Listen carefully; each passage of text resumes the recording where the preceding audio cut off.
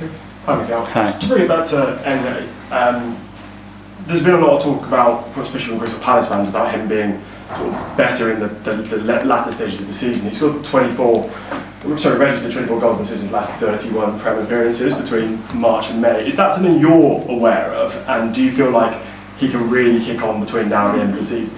He can do, and obviously now as well he's got many more months and games and understanding of what the game required for him to make the difference, and yeah, I hope that that's the case, and now he just smashes from here to the end of the season. You mentioned, obviously, you spoke about earlier, that you feel like you know how to get the best out of him now. Have you had to motivate him? You know, he struggled for a long period in between those two Tottenham games in terms of goals and assists.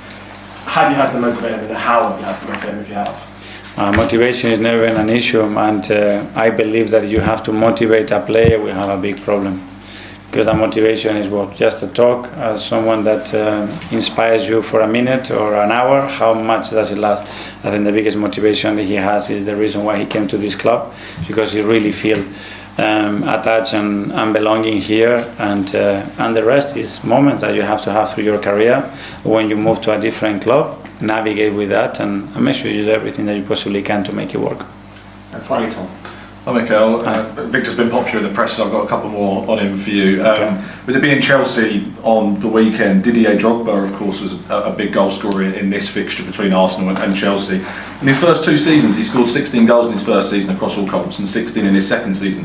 Victor's only one behind that. Do you think comparisons like that, and I know you don't tend to like comparing players, but does that context provide maybe some insight into expectations around strikers?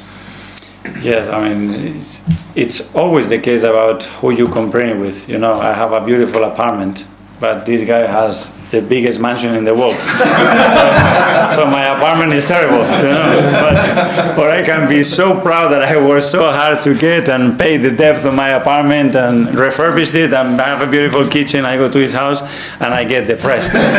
So it's depending on the eyes that you look at it. So I think what he's doing is improvable, yes, but I think his contribution, I think it's been important so far. I wasn't expecting that at all. But on just secondly, with the question on Hezza, which are asked about the idea of how he reacted after he wasn't selected against Wolves. I'm curious because when Gabriel Jesus came back, obviously Victor had been starting for so long.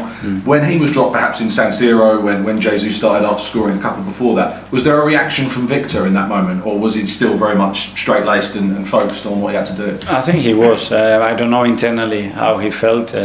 We tried to speak to the players to understand the reasons why we made certain decisions, but as well I think it gave him a little bit of a breather because he was playing so much as well, and don't forget that he had that injury that stopped him for 5 weeks as well. So the schedule has been so demanding, the expectation on him as well, and I think it was a good time to navigate a little bit more.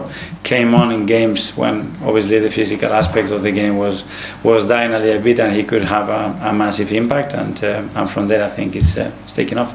Thanks. Okay, well, thanks a lot. Thank you. Congrats on the house, man.